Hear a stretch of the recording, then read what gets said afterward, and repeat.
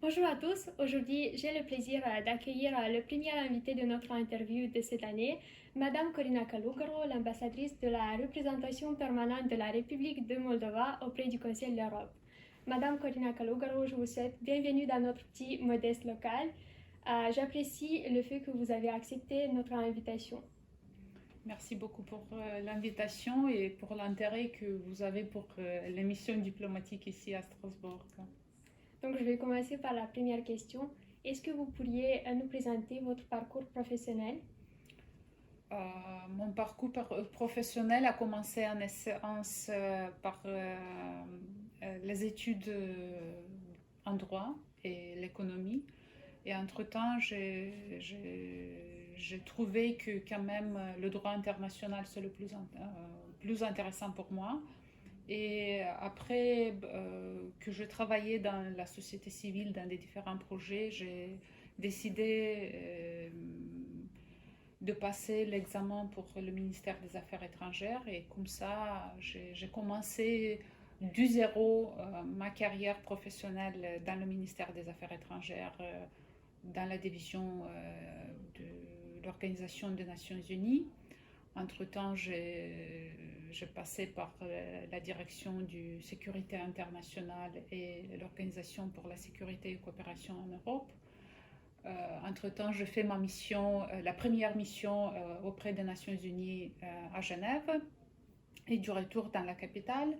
Et maintenant, je suis ici comme ambassadrice. La deuxième question, pourquoi vous avez choisi cette profession de diplomate? Quels sont les avantages et aussi les risques de cette profession? En général, je crois que en diplomatie, ils sont nécessaires toutes les spécialités. Les relations internationales, les juristes, les économistes, les médecins, car d'avoir seulement une approche stricte des relations internationales sans comprendre les autres métiers, c'est pas juste d'un côté.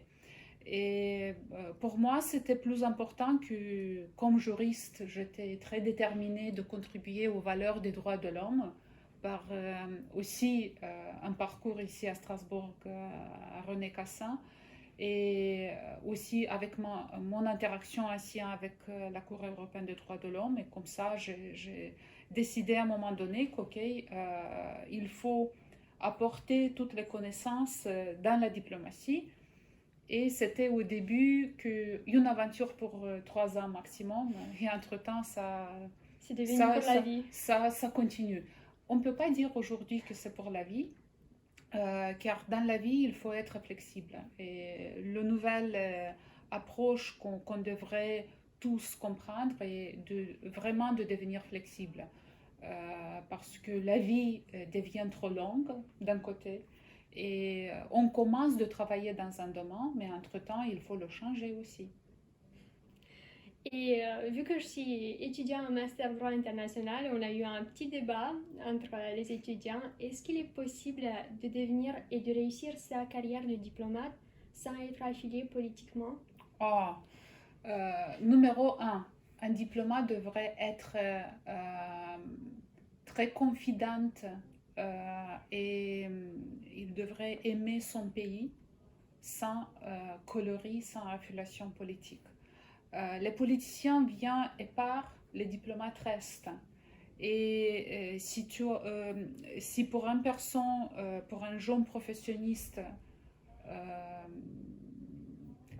ça devient trop le lien devient trop assidu entre eux, ça devient compliqué et ça risque d'éviter l'objectivité. Pour être objectif, plutôt parfois les intérêts politiques sont très différents de l'intérêt du pays ou d'un objectif diplomatique. Et comme diplomate, il faut être diplomate dans le sens de négociation, mais il faut être franc envers du ton pays, envers des valeurs qu'on est obligé de le promouvoir. Et de ce sens, je peux vous assurer que vous pouvez réussir en diplomatie sans affiliation politique. Le domaine de la diplomatie, on peut dire qu'il a été pendant longtemps monopolisé par les hommes. Est-ce que vous, en tant que femme, vous pensez que votre carrière a été rendue plus difficile du fait que vous êtes femme ou non? En général, je crois qu'il ne faut pas mettre du genre dans une profession. Dans chaque profession devrait prédominer le professionnalisme. Dans mon cas, quand j'ai commencé de travailler dans le ministère des Affaires étrangères une vingtaine d'années avant, bien sûr, on n'avait pas assez beaucoup de femmes. Et plutôt dans la division de sécurité internationale, j'étais la seule femme. Mais ça, c'était pas ni un avantage ni un désavantage, parce que toujours dans les milieux où je travaillais, c'était l'accent sur tout ce qu'on fait en équipe, tout ce qu'on fait pour le pays. Et je ne peux pas dire jusqu'à maintenant que j'ai rencontré des défis, que je suis femme, pas du tout. Parce que l'approche, c'était toujours l'attitude qu'on a pour nos tâches, pour notre mandat dans le pays ou à l'étranger. Et j'évite en général les discussions concernant les gens, femmes ou hommes, dans les professions ou dans l'escalier professionnel, car le plus important à un moment donné, c'était pas seulement le genre, mais aussi l'âge ou l'expérience. Si la personne est bien déterminée, il peut avoir les résultats, sinon ça dépend. Et je préfère qu'on évite assez beaucoup de discussions concernant le genre dans les professions. Dans chaque matière devrait prédominer le professionnalisme. Et on a observé qu'au sein du ministère des Affaires étrangères, il y a plusieurs directions et vous avez choisi la direction protection des droits de l'homme et Conseil de l'Europe. Pourquoi vous avez choisi notamment cette direction? Dans le ministère des Affaires étrangères et l'intégration européenne maintenant, parce que depuis 2005, on a aussi le deuxième attribut de notre ministère. Bien sûr, il a beaucoup de divisions, mais on n'a pas beaucoup de choix.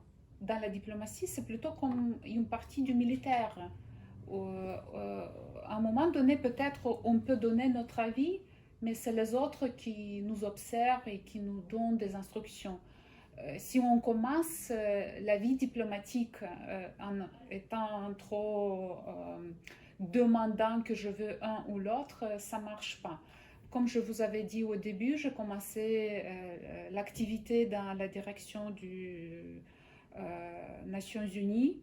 Entre-temps, j'étais avancée et transférée dans la division de sécurité internationale avec un parcours dans notre mission aux Nations Unies à Genève. Et quand j'étais du retour, c'était plutôt que je suis avec plutôt l'attribution de contribuer à exercer notre mandat dans le Conseil des Nations Unies pour les droits de l'homme. Et comme ça, je suis devenue la directrice de la division des affaires globales et droits de l'homme de notre ministère. C'était pas mon choix.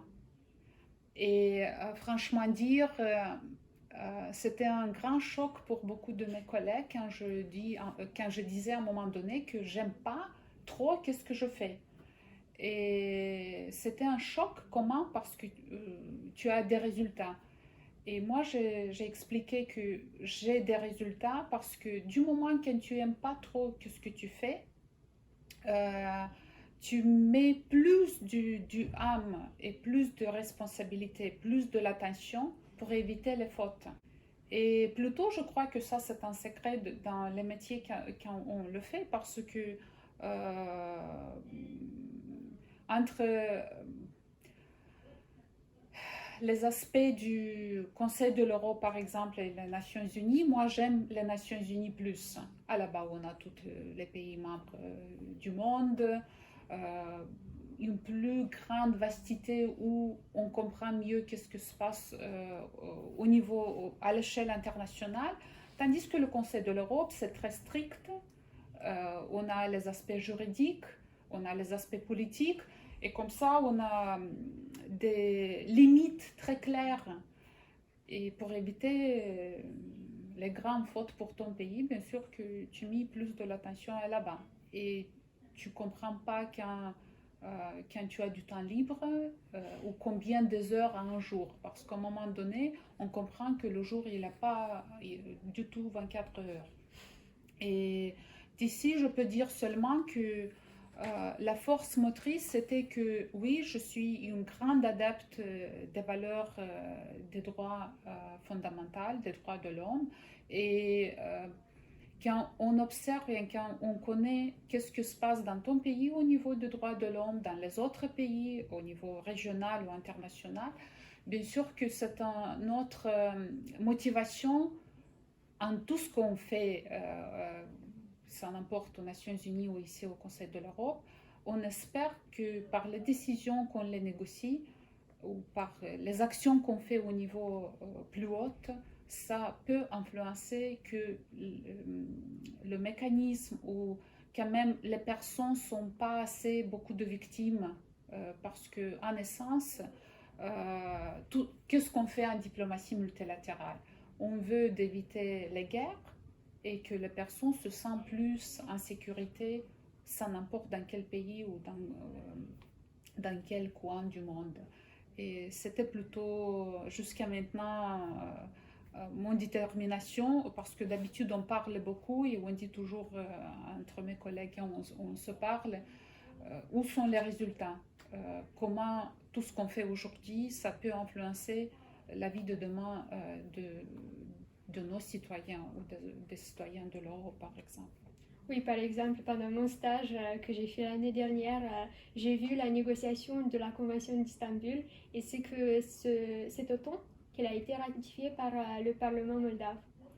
Donc, en diplomatie, il faut s'adapter, bien sûr, et il faut être passionné, mais pas forcément par son matière, mais plutôt pour l'amour qu'on a pour son pays, c'est ça? Vous avez bien mentionné parce que la Convention d'Istanbul, avant de venir ici, on a parlé aussi avec mes collègues à ce chapitre. Moi, j'avais l'honneur d'observer tout le processus de rédaction et de négociation de cette convention. Ça fait déjà une dizaine d'années. Et entre-temps, quand on a commencé de parler de cette convention au niveau national, plutôt c'était un paradigme parce que ça a coïncidé avec 2 arrêts de la Cour européenne des droits de l'homme contre la Moldavie dans 2 dossiers qui ont concerné la violence domestique. Et d'habitude, on regarde la Cour jusqu'à l'arrêt est émis, mais la plus grande tâche, c'est la mise en œuvre de cet arrêt. Et à ce moment, on a constaté au niveau national que beaucoup d'institutions, ils n'ont eu pas de mécanisme comment d'assurer la mise en œuvre de cet arrêt et d'assurer la protection des droits des victimes. Et ça a représenté pour nous une tâche additionnelle d'assurer. J'ai l'impression que c'est l'unique convention qui a pris cette consultation au niveau national avec tous les acteurs qui sont visés de la société. Et entre-temps, on a assuré la modification de toute la législation. Ça concerne une trentaine des lois, des arrêts du gouvernement. Et bien sûr que maintenant, toutes les institutions sont prêtes et il comprend qu'est-ce que ça signifie. Bien sûr que toute la mise en œuvre de la convention, ça va nécessiter des ressources humaines et financières additionnelles, mais on croit que par la ratification de la convention de la Moldavie montre à la communauté internationale l'attachement pour les droits de l'homme et pour la protection des droits de l'homme, mais aussi on espère que toutes les narratives qui ne sont pas trop en faveur de la convention vont trouver leur calme dans chaque société. Votre parcours professionnel est d'une richesse à part et je suppose que pendant 6 années, vous avez peut-être eu des moments de faiblesse. Qui ou qu'est-ce que vous a particulièrement marqué et vous a motivé pour continuer? Dans la vie diplomatique, on a beaucoup de défis. Plutôt, je crois que dans notre équipe, on a comme plutôt une expression, une blague. Chaque jour est en fête et chaque jour on a un défi. Mais bien sûr, on a des grands défis, mais ça reste pour nos équipes. Et plutôt, ces défis, je crois qu'entre-temps, le plus important, qu'ils nous transforment. Et s'ils nous transforment et jusqu'à maintenant, on reste encore dans la diplomatie, ça c'est un signe qu'on aime qu'est-ce qu'on fait et on aime notre pays. De l'autre côté, les défis complexes, et si on connaît aujourd'hui que le pays a un parcours ou l'autre, mais on connaît notre contribution à là-bas, je dis toujours que voilà, c'était un défi, mais on reste des héros indirects pour nos pays, ou héros de l'ombre pour nos pays. Et ça, c'est le plus important. Autre question, la profession de diplomate implique des différents voyages et réunions, donc généralement vous rencontrez des différentes personnalités. Parmi les personnalités que vous avez rencontrées, laquelle vous a plus marqué et impressionné? Je crois que pas seulement dans la diplomatie, mais en général dans la vie, où on rencontre beaucoup de personnes. Et ça peut être d'un paysan jusqu'à une personnalité de très haut niveau qui peut nous influencer.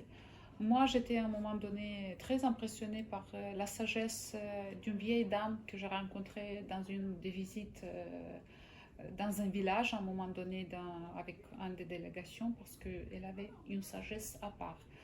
Mais je crois que le plus important d'attirer l'attention, dans le parcours de notre vie, on comprend les personnes qui sont à côté de nous ou qui on rencontre et quel impact elles peuvent apporter.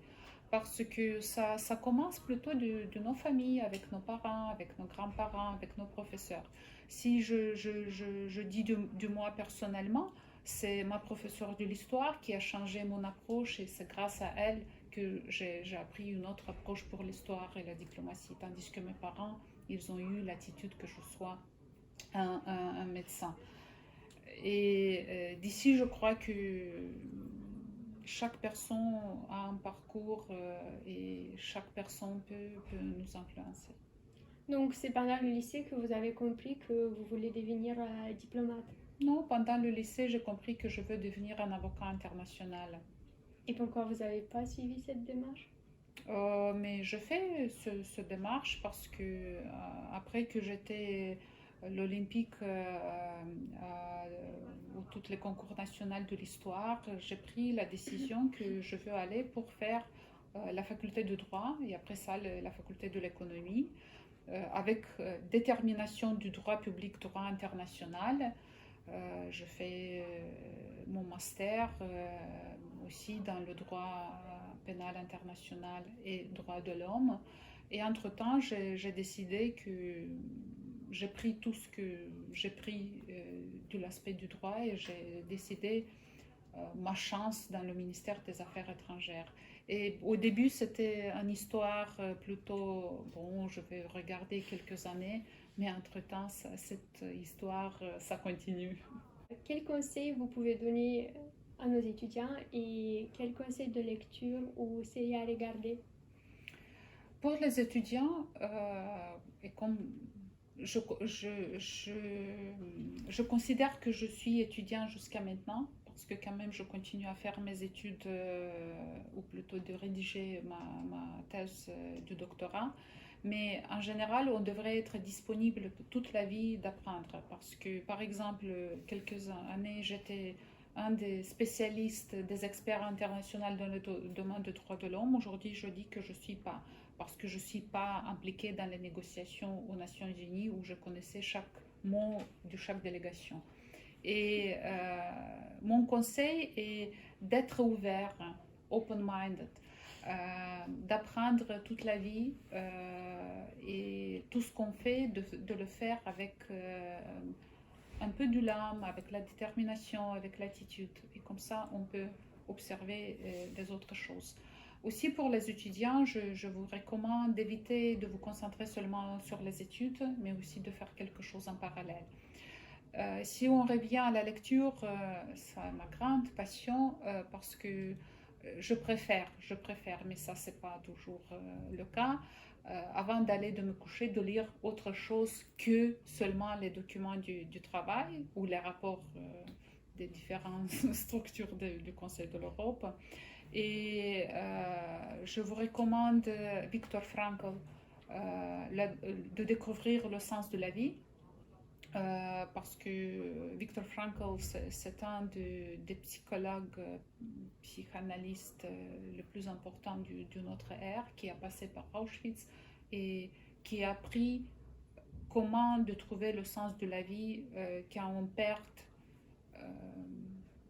toute la motivation.